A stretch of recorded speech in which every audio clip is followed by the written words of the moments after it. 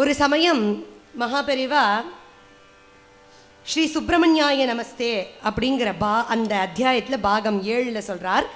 1990 தீபாவளி சமயத்தில் ஒரு தேவக்கோட்டை அப்படிங்கிற இடத்துல மூகாமிட்டிருந்தார். அங்கே ஜாட கூட காட்டாத காஷ்ட மௌனம். அந்த மௌனத்தில் இருக்கும்போது காரைக்குடியிலேருந்து சில நகரத்தார்கள்லாம் வரா. அவள் பேச்சுவார்த்தை பேசும்போது இங்கே தான் காரைக்குடிக்கு அரியக்குடி ராமானுஜயங்கார் அவர்கள் வந்திருக்கார். பெரியவா கிட்ட சொல்லணும்னு தோணித்துங்கும் போது பெரியவா அப்படி மௌனத்துலேருந்து இப்படி எழுந்து ஜாடை காண்பிக்கிறார். அவரை வர சொல்கிறியா அப்படின்னு ஜாடை காண்பிக்கிறார். அப்படி சொல்ல இவாளும் போய் செய்தி சொல்ல பெரியவாளுடைய வாக்கு போய் சொல்ல 3 மணிக்கு அன்றைய தினம் ஒரு பரபரப்போடையும் பரவசத்தோடையும் அரியக்குடி ராமானுஜயங்கர் அவர்கள் 3 மணிக்கு வரா. அந்த அழகான விடுதியில் ஒரு தோட்டம் இருக்குமாம். ஒரு சின்ன ஒரு இடம், அதில் ஜன்னல் பார்த்த தோட்டம், இன்னொரு பக்கம் வழி, அந்த ஜன்னல் வழியாக எல்லா பக்தர்களும் வந்து தரிசனம் பண்ணிட்டு போகலாம். அரியக்குடி அவர்கள் வந்திருக்கார் அப்படின்னு சொல்ல உடனே அந்த ஜன்னல் பக்கமாக பின் ஜன்னல் பக்கமாக அப்படி அழைச்சிட்டு வரணும் அப்படின்னு சைகையில் அப்படி காண்பிக்க பெரியவா கிட்ட வந்து அவர் சாஷ்டாங்கமாக நமஸ்காரம் பண்ணிக்கிறார். அப்போ அந்த அழகான மணி குரலை திறந்து மௌனத்தை முடித்து பெரியவா இப்போ பேச போகிறா. அதுக்காக அரியக்குடி அவர்கள் மட்டும் காத்திருக்கலையா, எல்லா பக்தர்களும் அங்கே காத்துருந்தாலாம். அவள் எல்லாரும் இவர் மணிக்குரலை வாய் திறந்து பேச, அரியக்குடி வாப்பா, உனக்கு ராஷ்டிரபதி அவார்ட்லாம் கிடச்சிருக்கான், ரெட் கார்பெட் போட்டு வெல்கம் பண்ணியிருப்பா. நானும் இப்படி ஒரு கீக்கடத்தில் உன்னை கூப்பிட்டு உட்காத்தி வச்சு பேசின்னு இருக்கேன். அது நல்ல சுத்தமான சரீரத்தில் நல்ல பாட்டாந்தரமாக நல்ல சாகித்ய பதச்சேதங்கள்லாம் நல்லபடி பண்ண தெரிஞ்சவாளால் ஸ்ரீ சுப்பிரமணியாய நமஸ்தே கேட்கணும்னு தோணிச்சு. உன்னை கூப்பிட்டேன். எப்பேற்பட்ட பாக்கியம், அரியக்குடி பாடி கேட்கணும்னு பெரியவா ஆசைப்பட்டது எப்பேற்பட்ட பாக்கியம். அது நமக்கு அந்த கீர்த்தனையை இன்னைக்கு பாட கிடைக்கிறது எவ்வளோ பெரிய பாக்கியம். அந்த இடத்துல நிறையா அந்த கீர்த்தனத்தை எடுத்து விஸ்தாரம் பண்ணணும்னா சொல்லிகிட்டே போகலாம். காயத்ரி மந்திரத்தோட சாரம்ங்கிறார். எப்படி ஹர ஹர சங்கர அப்படின்னு சொல்கிறோமோ, ஒரு விஷயத்தை 2 தடவை ஒரு பதத்தை சொன்னால் கோட்டி தடவை சொன்னதுக்கு சமம். அதனால தான் நமோ நம சத்குருப்யஹ அப்படின்னு சொல்கிறோம்.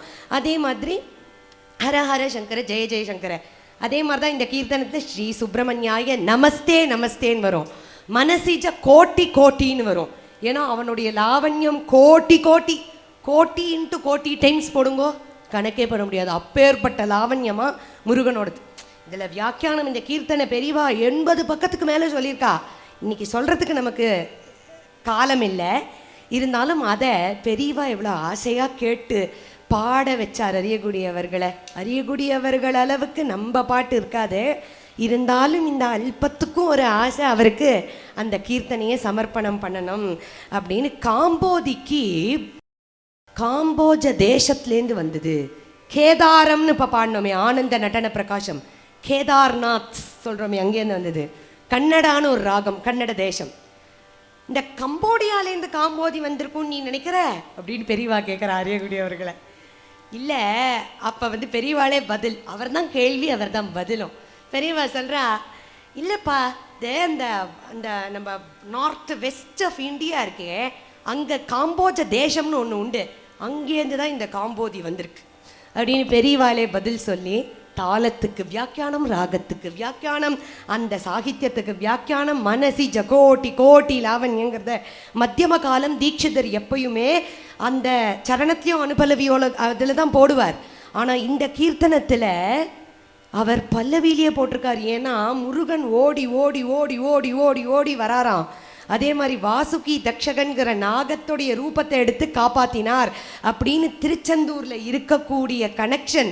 ஆதிசங்கரர் புஜங்கம்னு ஏன் அங்கே சுப்பிரமணிய புஜங்கம்னு பாடினார்னா, இந்த கீர்த்தனத்தை எடுத்து பார்த்தா தெரியும். வாசுகி தக்ஷகன்கிற நாகரூபமாக திருச்செந்தூரில் முருகன் இருந்ததுனால ஆச்சாரியால் வழியில் தீட்சதரும் அதே மாதிரி இந்த ஸ்ரீ சுப்பிரமணியா நமஸ்தே அப்படிங்கிற கீர்த்தனையில் ரொம்ப அழகாக அவர் சொல்லியிருக்கார். அதனால தான் ஆச்சாரியாலும் அங்கே தீட்சதரும் இதே வழி அதே ஏக்க சித்தமாக இந்த கீர்த்தனையில் சொல்லியிருக்கார். காயத்ரி மந்திர சாரம், அதனால தான் சவித்ரே அப்படின்னு சொல்கிறாருன்னு. குருகுகாய அஜ்ஞானத்வாந்த சவித்ரே அப்படின்னு தான் பிரிக்கணும். ஏன்னா குருகுகாய குருகுகனுக்கு நமஸ்காரம். அஜ்ஞானம்ங்கிற இருட்டுக்கு சூரியனான சவித்ரேனா சூரியனான உனக்கு நமஸ்காரம்னு பண்ணணும். இப்போ பாடுறவாலாம் குருகுஹாயா அப்படின்னு மூச்சு இழுத்துக்கிறதுக்கு ஈஸியாக இருக்குன்னு ஞானத்வாந்த சவித்ரேன்னு பாடிப்படுறா. ஞானம்ங்கிற இருட்டுக்கு சூரியன்னு போய் முருகனை சொல்லுவாளோ அப்படின்னு பெரியவா சொல்லி இவர் பாட ஆரம்பிக்கிறார். சிவயோராதிரூடம் மகாபாக்கியகூடம் மனோஹாரிதேகம் மகச்சித்தகேகம் மஹீதேவதேவம் மகாவேதபகம் மகாதேவபாலம் பஜே லோகபயாலோ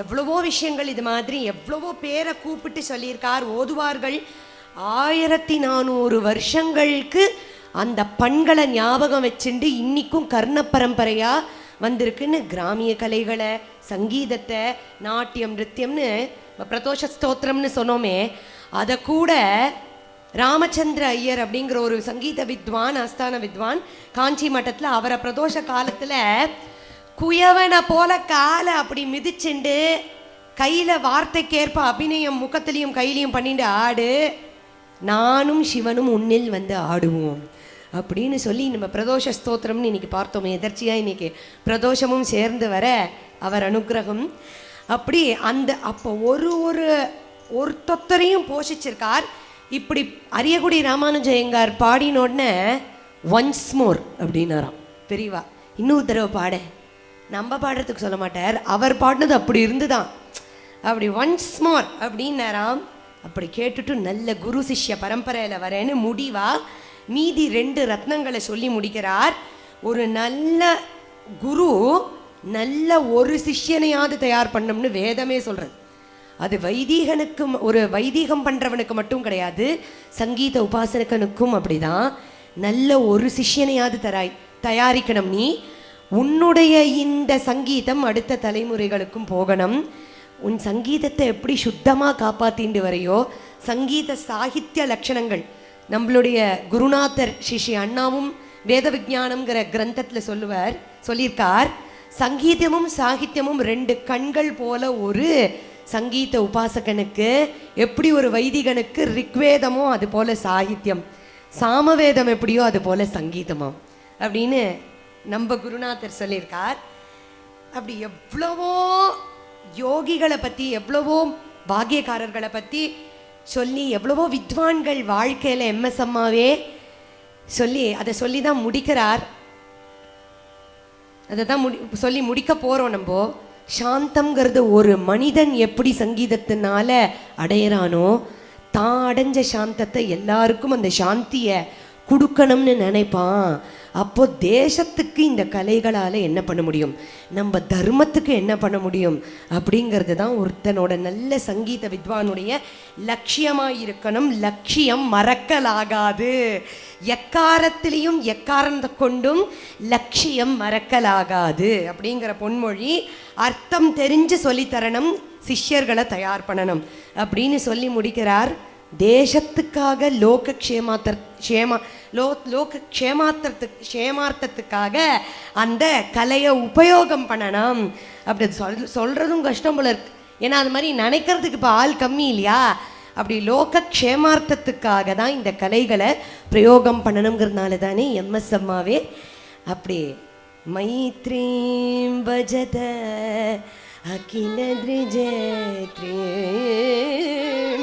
मैत्रीं भजत जनन जननी पृथ्वी कामदुगास्ते जनको देवगम सकल दयालो எல்லாத்தையும் தயையோட தாம் யத தாதம் தயத்வம் ஜனதோ ஸ்ரேயோ பூயா சகல ஜனானாம், எல்லாரும் க்ஷேமமாக இருக்கணும் அப்படிங்கிறது தான் ஒரு சங்கீதத்துடைய லட்சியம் அப்படின்னு பெரியவா சொல்லி முடிக்கிறார். அதோட இன்றைய தினம் கதை இந்த சுதீனத்தில் இப்பேற்பட்ட ஒரு பாக்கியத்தை நமக்கு அருளி செய்த நம்ம குருநாதர்கள், அடியனுடைய குரு விசாகா அம்மா, ஸ்ரீ அண்ணா அவர்கள், பெரியவாளுக்கும் நம்மளுடைய மரியாதைக்குரிய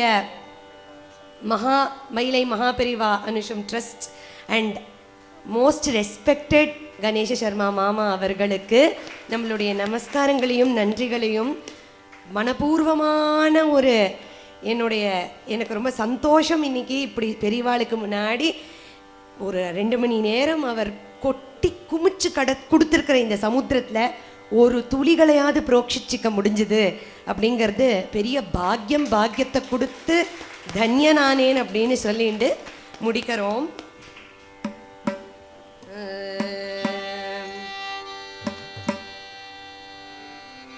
नादबिंदु कलादी नमो नमः वेद मंत्र स्वरूप नमो नमः ज्ञान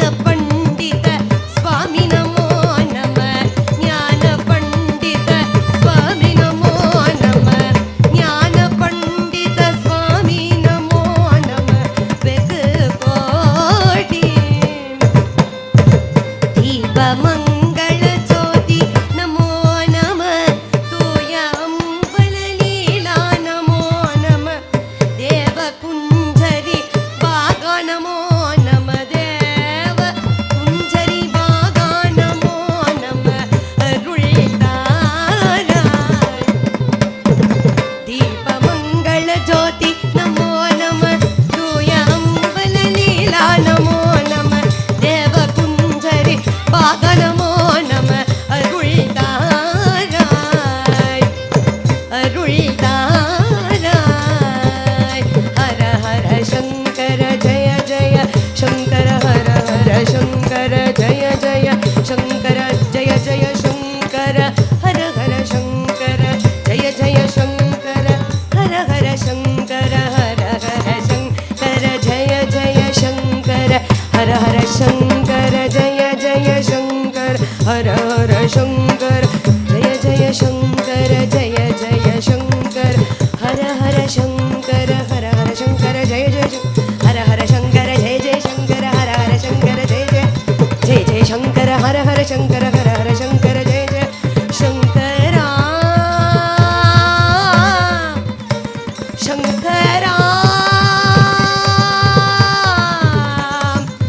சங்கரா சங்கர சங்கர ஹர ஹர சங்கர ஜெய ஜெய சங்கர ஹர ஹர சங்கர ஜெய ஜெய சங்கர ஹர ஹர சங்கர ஜெய ஜெய ஹர ஹர சங்கர ஜெய ஜெய ஹர ஹர சங்கர ஜெய ஜெய சங்கர ஹர ஹர சங்கரா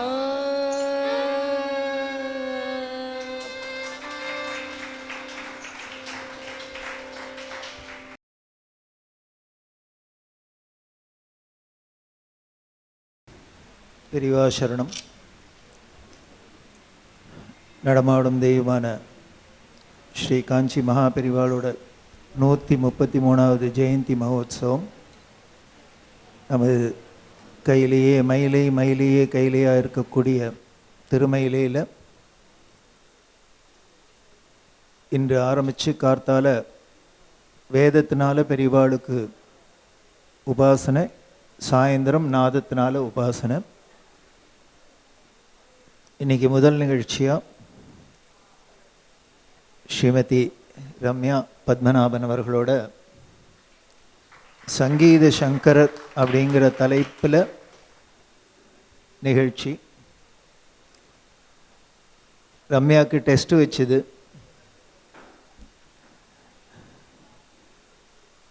காரணம் என்ன அப்படின்னா, இந்த சங்கீத உபன்யாசத்தில் கொடிகட்டி பிறந்துன்னுக்கிற அவளோட குருநாதரான விஷாகா ஹரி அவள்கிட்ட இது கத்துண்டாளா தெரியாது.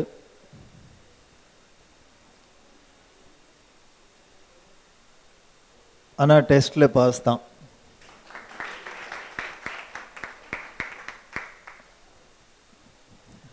அதனால் பெருமை முழுக்கலும் அவள் குருநாதர் போய் சேரும். ஒரு சிஷ்யாவை தயார் பண்ணணும்னா எப்படி தயார் பண்ணும் அப்படின்னு, தோட்டத்துக்கெல்லாம் கூடவே கையை பிடிச்சின்னு போயின்னு இருக்க முடியாது.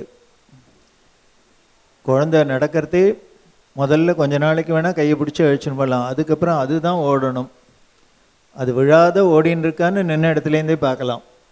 அதை போல தான் குருநாதர் தயார் பண்ணி வச்சுருக்கா. அதனால தான் இந்த குழந்தையெல்லாம் இப்போ இப்படி எல்லா இடத்துலையும் வந்து பண்ணின்னு இருக்கா. அதில் அவளுக்கு பெரிய பாக்கியம்.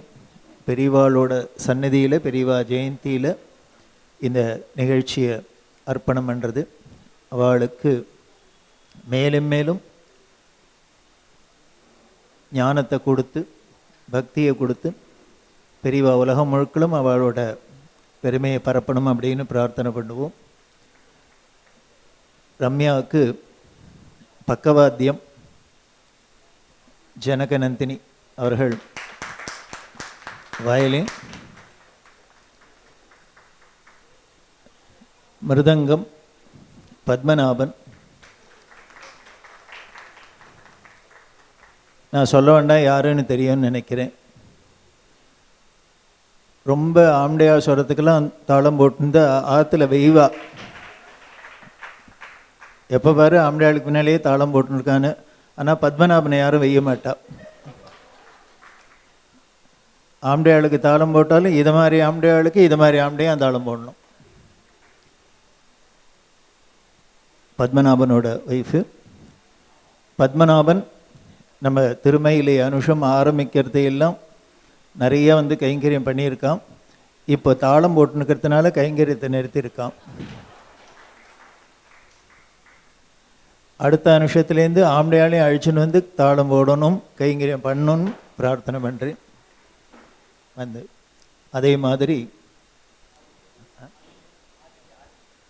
கஞ்சிரா ஆதித்யா சரியான பக்கவாத்தியம்தான், பக்காவாத்தியம். எல்லாருமே இளைஞர்களாக இருக்கிறதுனால இவா எல்லோருக்கும் நம்ம எல்லாரும் ஆசீர்வாதம் பண்ணணும் அப்படின்னு பிரார்த்தனை பண்ணி பெரியவாள்கிட்ட பிரார்த்தனை பண்ணிப்போம். இவாளுக்கு மேலும் மேலும் ஸ்ரேயஸை கொடுக்கணும்னு பிரார்த்தனை பண்ணி பெரியவாளோட பிரசாதத்தை சேர்க்கலாம். இங்கே பாரதிய வித்யாபவனுக்கு வந்திருக்கிறதே 2 மாதத்துக்கு முன்னால் விசாகா அம்மா வந்தா பெரியவா கோவிலுக்கு. ட்ரெயின் பிடிக்கணும் அவசரம் இருந்தாலும் அதுலேயும் வந்துட்டு அப்போ சொன்னேன் நீங்கள் இங்கே பண்ணணும் அப்படின்னு. அதனால் ட்ரையலுக்கு முதல்ல சிஷ்யை அனுப்பிச்சிருக்கா. இப்போ சிஷ்யை போய் குருவை அழிச்சுன்னு வருவான்னு நினைக்கிறேன் அடுத்த வருஷத்துக்கு. அது அவளுக்கு பிரசாதத்தை சேர்க்கலாம்.